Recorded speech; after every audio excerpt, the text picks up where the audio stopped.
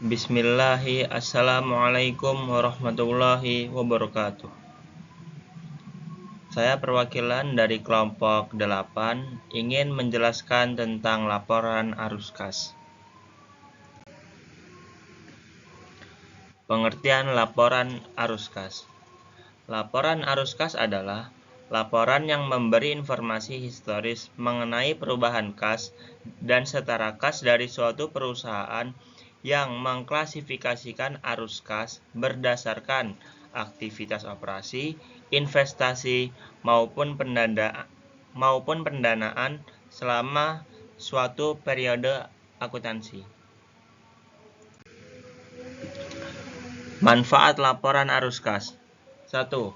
Memberikan informasi yang memungkinkan para pengguna untuk mengevaluasi perubahan aset bersih entitas, struktur keuangan, dan kemampuan yang mempengaruhi jumlah serta waktu arus kas untuk beradaptasi dengan keadaan dan peluang yang berubah. 2. Menilai kemampuan entitas dalam menghasilkan kas dan setara kas yang memungkinkan para pengguna mengembangkan model untuk menilai dan membandingkan nilai sekarang dari arus kas di masa yang akan datang dari berbagai entitas. 3. Informasi arus kas historis juga berguna untuk meneliti kecermatan dari taksiran arus kas di masa datang yang telah dibuat sebelumnya dan untuk menentukan hubungan antara profitabilitas dan arus kas bersih serta dampak perubahan harga. 4. Meningkatkan daya banding pelaporan kinerja operasi berbagai entitas. 5. Sebagai indikator dari jumlah, waktu, dan kepastian arus kas di masa datang. Tujuan laporan arus kas. Laporan arus kas berguna bagi pemakai untuk 1. Menilai kemampuan perusahaan untuk memasukkan kas di masa yang akan datang. Kedua, menilai kemampuan perusahaan untuk memenuhi kewajibannya membayar dividen dan keperluan dana untuk kegiatan ekstern. Tiga, menilai alasan perbedaan antara laba bersih dan dikaitkan dengan penerimaan dan pengeluaran kas. Yang keempat, menilai pengaruh investasi baik, kas maupun bukan kas dan transaksi keuangan lainnya terhadap posisi keuangan perusahaan dalam satu periode. Klasifikasi laporan arus kas. Yang pertama ada aktivasi operasi, yaitu aktivitas penghasil utama pendapatan entitas. Yang kedua aktivitas investasi, yaitu aktivitas perolehan dan pelepasan aset jangka panjang, serta investasi lain yang tidak termasuk dalam kas. Yang ketiga aktivitas pendanaan, yaitu aktivitas yang mengakibatkan perubahan jumlah dan komposisi ekuitas dan pinjaman entitas. Lalu ada aktivitas operasi. Beberapa contoh arus kas dari aktivasi operasi antara lain: 1. Penerimaan kas dari penjualan barang dan pemberian jasa. 2. Penerimaan kas dari royalti, fee, komisi dan pendapatan lain. 3. Pembayaran kas kepada pemasok barang dan jasa. Yang keempat, pembayaran kas kepada dan untuk kepentingan karyawan. 5. Penerimaan dan pembayaran kas oleh entitas asuransi sehubungan dengan premi, klaim, anuitas, dan manfaat posisi lainnya. Selanjutnya, pembayaran kas atau penerimaan kembali pajak penghasilan kecuali jika dapat diidentifikasikan secara khusus sebagai bahan dari aktivitas pendanaan atau investasi. Selanjutnya, penerimaan dan pembayaran kas dari kontrak yang dimiliki untuk tujuan diperdagangkan. Selanjutnya ada aktivitas investasi. Beberapa contoh arus kas dari aktivitas investasi antara lain: pembayaran kas untuk membeli aset tetap, aset tidak berwujud, dan aset jangka panjang lain termasuk biaya pengembangan yang dikapitalisasi dan aset tetap yang dibangun sendiri. Penerimaan kas dari penjualan tanah, pembangunan, peralatan, serta aset tidak berwujud dan aset jangka panjang lainnya. Pembayaran kas untuk membeli instrumen utang atau instrumen ekuitas entitas lain dan kepemilikan dalam ventura bersama. Penerimaan kas dari penjualan instrumen utang, instrumen ekuitas lain dan kepemilikan ventura bersama. Uang muka dan pinjaman yang diberikan kepada pihak lain. Penerimaan kas dari pelunasan uang muka dan pinjaman yang diberikan kepada pihak lain. Pembayaran kas sehubungan dengan kontrak future, forward option dan swap kecuali jika kontrak tersebut dimiliki untuk diperdagangkan atau jika pembayaran tersebut diklasifikasikan sebagai pendanaan. Penerimaan kas dari kontrak future, forward option, dan swap kecuali jika kontrak tersebut dimiliki untuk diperdagangkan atau jika pembayaran tersebut diklasifikasikan sebagai aktivitas pendanaan. Arus kas dari aktivitas operasi. A. Metode langsung. Metode langsung melaporkan penerimaan dan pengeluaran kas dari aktivitas operasi. Jadi, metode langsung itu mengurangkan pengeluaran kas operasi dari penerimaan kas operasi. Contohnya, misal PT ABC melaporkan pendapatan sebesar 200 juta dalam laporan laba ruginya, sedangkan dalam laporan posisi keuangan terjadi peningkatan piutang usaha dari tahun lalu sebesar 25 juta. Karena laporan laba rugi menggunakan dasar akrual, untuk mengakui pendapatan dan beban, maka perusahaan hanya menerima 225 juta berupa kas dari pendapatan tersebut. Akrual adalah metode akuntansi yang digunakan untuk mengukur posisi dan performa perusahaan dengan mengakui pendapatan saat transaksi berlangsung meskipun uangnya belum dibayarkan. B. Metode tidak langsung.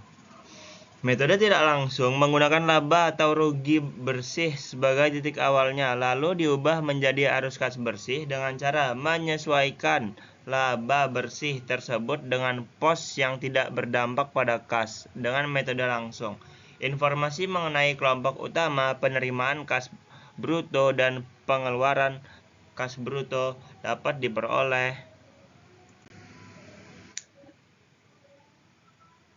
dari catatan akuntansi ekuitas. B. Dengan menyesuaikan penjualan, BPP, dan pos-pos lain dalam laporan laba rugi komprehensif. Untuk perubahan persediaan piutang usaha dan utang usaha selama periode berjalan. 2. Pos kan bukan lainnya. 3. Pos lain yang berkaitan dengan arus kas investasi dan pendanaan. Dalam metode tidak langsung, arus kas bersih dari aktivitas operasi ditentukan dengan menyesuaikan laba atau rugi bersih dari pengaruh 1. Perubahan persediaan dan piutang usaha serta utang usaha selama periode berjalan. 2. Pos non-kas seperti penyusutan, penyisihan, pajak ditangguhkan, keuntungan dan keraguan valuta asing yang belum direalisasi, serta laba entitas asuransi yang belum didistribusikan. 3. Semua pos lain yang berkaitan dengan arus kas investasi atau pendanaan. Arus kas dari aktivitas investasi dan pendanaan. Pelaporan arus kas atas dasar arus kas bersih. Penerimaan dan pengeluaran kas untuk kepentingan pelanggan jika arus kas tersebut lebih mencerminkan aktivitas pelanggan daripada aktivitas entitas. 1. Penerimaan dan pembayaran rekening giro. 2. Dana pelanggan yang dikelola oleh entitas investasi. 3. Rental yang ditagih oleh pengelola untuk kepentingan pemilik properti dan disetor kepada pemilik properti. Penerimaan dan pengeluaran kas untuk pos-pos dengan perputaran cepat, jumlah yang besar dan dengan jangka waktu yang singkat. 1. Jumlah pokok transaksi kartu kredit nasabah. 2. Pembelian dan penjualan investasi. 3. Pinjaman jangka pendek lain. Seperti pinjaman jangka panjang dengan jangka waktu jatuh tempo 3 bulan atau kurang. 4. Arus kas yang berasal dari aktivitas lembaga keuangan berikut ini dapat dilaporkan dengan dasar arus kas bersih. 5. Penerimaan dan pembayaran kas sehubungan dengan penerimaan dan pembayaran kembali deposito berjangka dengan jatuh tempo tetap. 6. Penempatan dan penarikan deposito pada dan dari lembaga keuangan lain. Dan yang terakhir, pemberian dan pelunasan uang muka dan pinjaman yang diberikan kepada nasabah. Arus kas dalam valuta asing. Arus kas dari transaksi mata uang asing dibukukan dalam mata uang fungsional entitas dengan mengalihkan jumlah mata uang asing tersebut dengan nilai tukar pada tanggal transaksi. Arus kas entitas anak di luar negeri dijabarkan berdasarkan pada tukar tanggal transaksi arus kas konsisten dengan PSAK 10. Keuntungan dan kerugian yang belum direalisasi akibat perubahan nilai tukar bukan arus kas. Perubahan nilai tukar dilaporkan dengan laporan arus kas untuk merekonsiliasi saldo awal dan akhir kas dan setara kas. Arus kas bunga dan dividen diungkapkan secara terpisah dan diklasifikasikan secara konsisten. Bunga. Beban bunga dapat disajikan sebagai arus kas operasi atau pendanaan. Pendapatan bunga dapat disajikan sebagai arus kas operasi atau investasi. Dalam kurung keduanya alternatif ya. Lalu ada dividen. Dividen yang dibayarkan dapat disajikan sebagai arus kas pendanaan atau operasi. Pendapatan dividen dapat disajikan sebagai arus kas operasi atau investasi. Lalu ya keduanya masih dalam lingkup alternatif ya. Lalu ada pajak penghasilan. Arus kas yang berkaitan dengan pajak penghasilan diungkapkan secara terpisah, diklasifikasikan sebagai arus kas dari aktivitas operasi, kecuali jika secara spesifik dapat diidentifikasi sebagai aktivitas pendanaan dan investasi. Jika diklasifikasikan secara terpisah, jumlah keseluruhan pajak dibayarkan diungkapkan. Transaksi non-kas. Non-kas adalah transaksi yang tidak melibatkan adanya uang kas. Beberapa contoh transaksi non-kas adalah 1. Perolehan aset secara kredit. 2. Akuisisi entitas melalui emisi saham. Yang ketiga, konversi uang menjadi modal. Selanjutnya ada komponen kas dan setara kas. Entitas mengungkapkan komponen kas dan setara kas serta menyajikan rekonsiliasi jumlah tersebut dalam laporan arus kas dengan pos yang sama yang disajikan dalam laporan posisi keuangan. Oleh karena keanekaragaman praktik pengolahan lakas dan pengaturan perbankan, maka entitas harus mengungkapkan kebijakan dalam menentukan komponen kas dan setara kas. Lalu ini ada format dasar laporan arus kasnya sebagai berikut ya. Mungkin hanya ini dari kami. Apabila ada salahnya kami mohon maaf, kepada Allah kami mohon ampun. Wabillahi taufiq wal hidayah. Ila liqa ma'assalamah. Wassalamualaikum warahmatullahi wabarakatuh. Selamat lebaran guys, jangan lupa. Bye bye.